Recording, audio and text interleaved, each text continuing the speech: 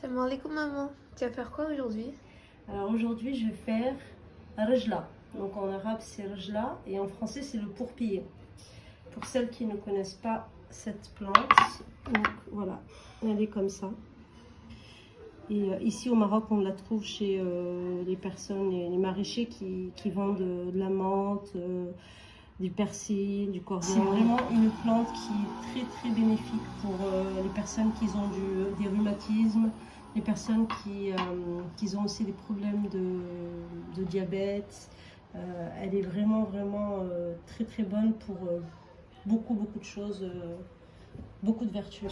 Donc là, comme tu vois, cette feuille, je les ai coupées en petits morceaux. Donc d'abord, il faut les laver à 3 ou 4 reprises, vraiment pour enlever toute la terre. Ensuite, il faut bien l'éparpiller, puis enlever les mauvaises herbes. Et ensuite, tu les coupes en petits morceaux. Donc pour cette recette, il va nous falloir 3 tomates que j'ai râpées. Il va nous falloir de l'harissa, donc une bonne cuillère à soupe. Il va nous falloir aussi du paprika, 1 cuillère et demie de paprika. Il va nous falloir du cumin, 1 cuillère de cumin. Donc là, bon, j'ai mis le fond de ma bouteille, mais j'en ai encore. Donc c'est 1 cuillère à café de cumin. Il va nous falloir 3 gousses d'ail. Donc pour la quantité là que j'ai mis, 3 à 4 gousses d'ail, ça va faire son travail. Et puis il va nous falloir du persil et du coriandre, à eux deux un bon bol. Et il va nous falloir aussi du citron. Donc là pour moi c'est un petit citron, donc je vais le mettre en entier. Si vous avez des gros citrons, vous mettez juste la moitié. De l'huile d'olive. Et puis du sel aussi. Donc le sel, ce sera vraiment à la fin pour vraiment qu'on goûte au fur et à mesure, pour ne pas avoir quelque chose de trop salé, en sachant que l'harissa c'est salé. Donc c'est parti. Mon huile d'olive, bismillah, la tomate. Donc là l'équivalent de 3-4 tomates moyennes. Je viens mettre la moitié de mon persil et de mon coriandre, cumin et la moitié du paprika. Et je viens écraser l'ail.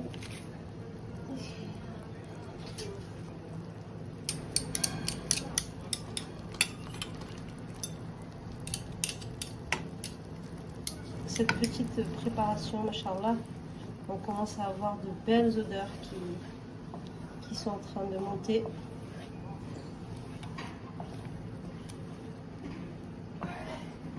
Donc là on va rester comme ça jusqu'à que la tomate, en fait le jus de la tomate va s'évaporer. Et voilà, on va vraiment avoir juste la pulpe et puis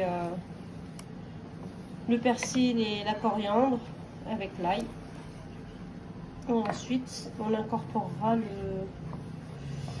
le pourpier qui est ici en train de cuire. Il est quasiment prêt. La petite quantité de tomates avec persil et coriandre est prête. Donc, comme vous pouvez le voir, tout son jus est parti. Et puis là, on va commencer à incorporer notre pourpier à l'intérieur. Je vais aller... Ouais, vas-y ma fille.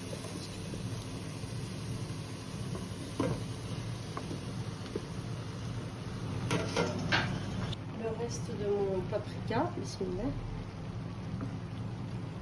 Et puis je vais mettre l'harissa.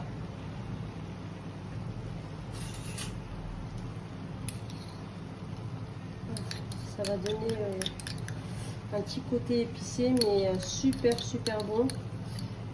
Et ça s'accommode très bien avec le pourpier. Le goût du pourpier est très fin en bouche et léger en goût. Donc avec ce petit cette petite hausse de piment, ça va bien s'accommoder. Je vais rajouter mon citron. Bismillah.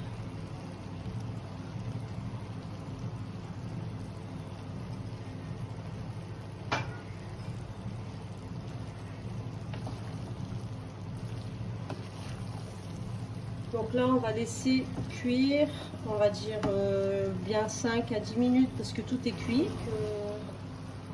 Que le pourpier puisse avoir vraiment un goût, machallah, bien prononcé avec toutes ces belles saveurs qu'on a mis à l'intérieur. Et voici le résultat final, machallah. Rajla, pourpier en français. C'est un délice, franchement, n'hésitez pas. C'est une recette très facile et en plus de ça, beaucoup de bienfaits au corps et pour notre santé, alhamdoulilah. Donc n'hésitez pas, c'est une plante qui pousse tout l'été à vos souks et allez-y, c'est parti.